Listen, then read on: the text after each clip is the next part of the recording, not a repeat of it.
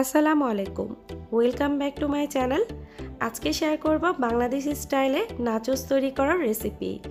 আমরা কিন্তু রেস্টুরেন্টগুলোতে অনেক চড়া দাম দিয়ে এই নাচোসটা কিনে খেয়ে থাকি, তবে এটা তৈরি করা অনেক বেশি সহজ আর ঘরে থাকা উপকরণ দিয়ে তৈরি করে নেওয়া যাবে। তো কথা না বাড়িয়ে এই মজাদার নাচোসটা কিভাবে ঘরে খুবই সহজে তৈরি করে নিতে হয় চলুন দেখে নেওয়া যাক। নাচোস তৈরি করার জন্য চিপসটা আগে তৈরি করে নিব। নাচোসের চিপসটা তৈরি করার জন্য একটা মিক্সিং বোলে 1.5 কাপ পরিমাণ ময়দা নিয়ে নিচ্ছি। তবে অবশ্যই এখানে ময়দাটাই ব্যবহার করতে হবে, আটা দিলে কিন্তু হবে না।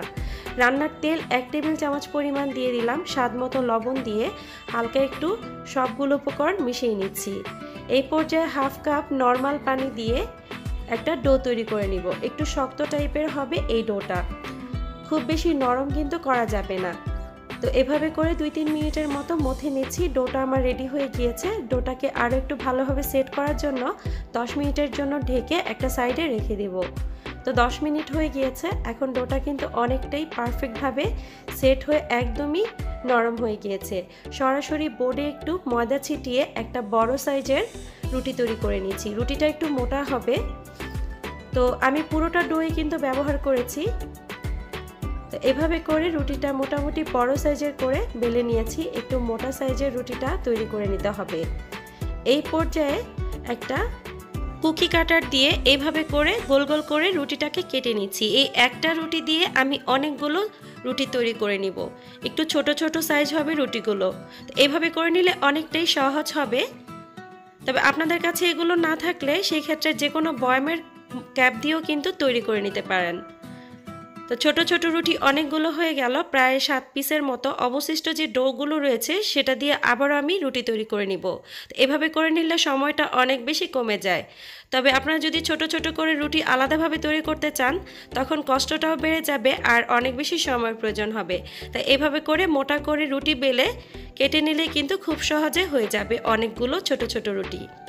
তো এভাবে করে সবগুলো রুটির উপর একটু রান্নার তেল লাগিয়ে দিলাম। আর এই পর্যায়ে শুকনো ময়দা ছিটিয়ে দিচ্ছি, একটু বেশি পরিমাণে করেই দিতে হবে। তো এভাবে করে দেওয়ার পর সবগুলো রুটির উপরে তেল আর ময়দাটাকে খুব ভালোভাবে আমি মিশিয়ে নিচ্ছি। তো একটা রুটি আমি হালকাভাবে একটু পাতলা করে নিয়েছি আর একটার উপর আরেকটা এভাবে করে লাগিয়ে নিচ্ছি। তো 7টা রুটি দিয়ে আমি বেলে নিব না, তাহলে কিন্তু ছিঁড়ে যাবে। তাই 5টা রুটি দিয়ে আমি খুব ভালোভাবে একটু বেলে নিচ্ছি। রুটিটা মোটামুটি পাতলা করেই বেলে নিতে হবে। বেলে না হয়ে গিয়েছে, এখন ভেজে নিব। চুলার আঁচটাকে একদমই লোতে রেখে দুটো সাইডেই 1 মিনিট 1 মিনিট করে ভেজে নিব। তবে অবশ্যই লক্ষ্য রাখতে হবে যেন রুটিটা কাঁচা না থেকে যায়। কাঁচা থাকলে কিন্তু রুটিগুলো আলাদা করা যাবে না। তো যত কম পরিমাণ রুটি একসাথে করে বেলে আপনারা ভেজে নেবেন ততটাই রুটিগুলো পারফেক্ট হবে। খুব বেশি পরিমাণ রুটি একসাথে ভাজতে গেলে রুটিগুলো কিন্তু এভাবে করে পারফেক্টভাবে আলাদা করা যাবে না, তখন কিন্তু ছিঁড়ে যাবে। তো এভাবে করে আমি আলাদা করে নিচ্ছি। একত্রে করে সবগুলো রুটি আমি এখন কেটে নিব। নাচোসের চিপসগুলো কিন্তু ট্রায়াঙ্গেল শেপের থাকে, তাই এভাবে ট্রায়াঙ্গেল শেপ করে কেটে নিচ্ছি। আপনারা চাইলে একটু বড় বড় করেও কেটে নিতে পারেন। তো আমার সবগুলো নাচোসের চিপস তৈরি করা হয়ে গিয়েছে। আপনারা এই পর্যায়ে চাইলে সংরক্ষণ করতে পারবেন ডিপ ফ্রিজে। যখন ইচ্ছা তখন নামিয়ে ভেজে নিলেই কিন্তু হয়ে যাবে আর কষ্টটা অনেকটাই কম হয়ে যাবে। তো এখন এগুলোকে ভেজে নেওয়ার পালা। আর ভেজে নেওয়ার জন্য চুলোতে একটা ফ্রাই প্যান আমি অলরেডি বসিয়ে দিয়েছি। এখানে পর্যাপ্ত পরিমাণ রান্নার তেল দিয়ে দিয়েছি। অবশ্যই ডুবো তেলেই ভেজে নিতে হবে। চুলার আঁচটা কিন্তু লো থেকে কিছুটা বেশি হবে, মানে মিডিয়াম টু লোয়ের মাঝামাঝি হবে। খুব বেশি আঁচে ভাজতে গেলে এই চিপসগুলো কিন্তু অতি তাড়াতাড়ি ভাজা হয়ে যাবে, তবে একদমই ক্রিস্পি থাকবে না আর টেস্টটাও কিন্তু ভালো আসবে না। তাই মোটামুটি একটু সময় নিয়েই ভেজে নিতে হবে যাতে করে এই চিপসটা অনেক বেশি সময় পর্যন্ত ক্রিস্পি থাকে। এইভাবে করে 2-3 মিনিটের মতো ভেজে নিলে এরকম একটা ব্রাউন কালার চলে আসবে। তো এই পর্যায়ে চিপসগুলোকে আমি উঠিয়ে নিচ্ছি আর এভাবে একটা একটা করে দিয়েই আমি সবগুলো চিপস ভেজে নিব। এইভাবে করে একটু সময় নিয়ে সবগুলো চিপস আমি ভেজে নিয়েছি আর এটার সাউন্ড শুনে বুঝতে পেরেছেন কতটা ক্রিস্পি হয়েছে। আর এখন আমি এখানে নিয়ে নিয়েছি 1 কাপ পরিমাণ মুরগির হাড় ছাড়া চিকেন। খুব ভালোভাবে ছোট ছোট করে কেটে ধুয়ে পানি ঝরিয়ে নিয়েছি। আপনারা মুরগির যে কোনো পার্টই ব্যবহার করতে পারেন, তবে হাড়টা আলাদা করে নিতে হবে। হাফ চা চামচ পরিমাণ আদা বাটা, হাফ চা চামচ পরিমাণ রসুন বাটা, হাফ চা চামচ পরিমাণ মরিচের গুঁড়া দিয়ে দিলাম, হাফ চা চামচ পরিমাণ ধনিয়া গুঁড়া আর হাফ চা চামচ পরিমাণ জিরা গুঁড়া দিয়ে দিয়েছি, আর হাফ চা চামচ পরিমাণ সয়া সস আর হাফ চা চামচ পরিমাণ টমেটো কেচাপ দিয়ে সামান্য লবণ দিয়ে দিচ্ছি। সয়া সসে যেহেতু লবণের পরিমাণ বেশি থাকে তাই লবণটা একটু বুঝে দিতে হবে। তো খুব ভালোভাবে মিশিয়ে নিচ্ছি। আমার 1 কাপের জন্য এরকম হাফ চা চামচ পরিমাণ মশলাই যথেষ্ট ছিল। যদি আপনারা চিকেনটা আরও বাড়িয়ে দিতে চান সেই ক্ষেত্রে মশলার পরিমাণটাও বাড়িয়ে দিতে হবে। তো এই পর্যায়ে 1 টেবিল চামচ পরিমাণ রান্নার তেল দিয়ে দিয়েছি প্যানে। তেলটা গরম হয়ে এলে চিকেনগুলোকে দিয়ে 4-5 মিনিটের মতো এভাবে করে ভেজে নিতে হবে। খুব বেশি সময়ের প্রয়োজন হবে না, যেহেতু চিকেনগুলো অনেক ছোট ছোট করে কেটেছি আর চিকেন সিদ্ধ হতে কিন্তু সময় লাগে না। তো এভাবে করে অল্প তেলেই ভেজে নিতে হবে।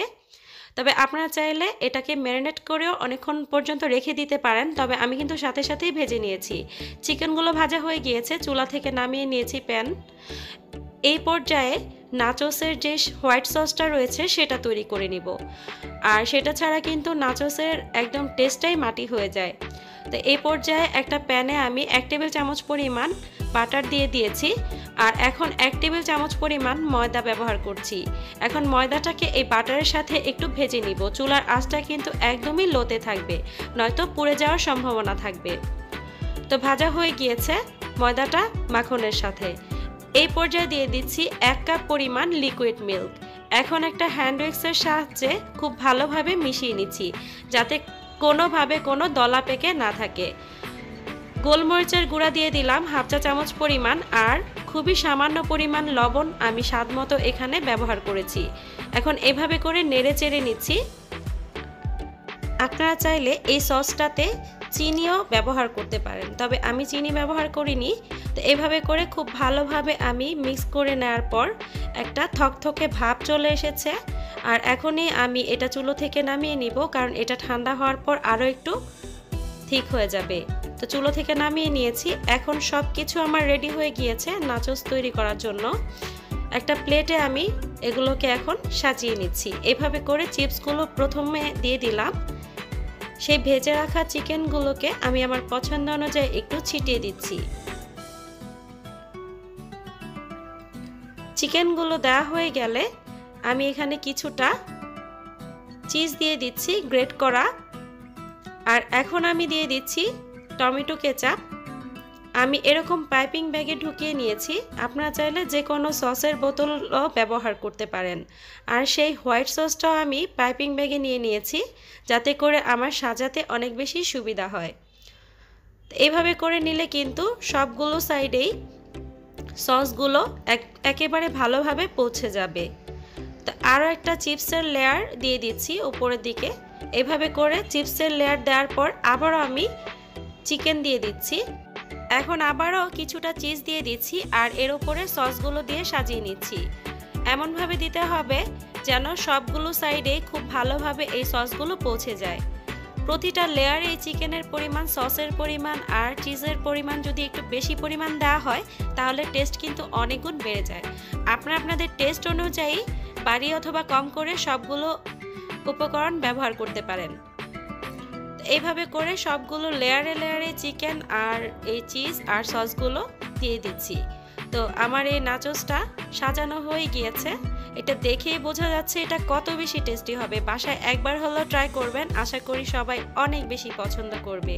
আর বাজার থেকে চড়া দামে না খেয়ে ঘরে খুবই কম উপকরণ দিয়ে আর হাতের নাগালে থাকা উপকরণ দিয়ে তৈরি করে ফেলতে পারবেন। আশা করি রেসিপিটি আপনাদের অনেক বেশি উপকার আসবে।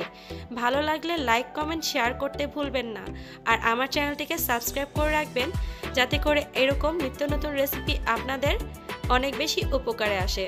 তো ভিডিওটি দেখার জন্য সবাইকে অনেক বেশি ধন্যবাদ। ভালো থাকবেন সবাই। কথা হবে নতুন কোনো রেসিপি নিয়ে। সেই পর্যন্ত আল্লাহ হাফেজ।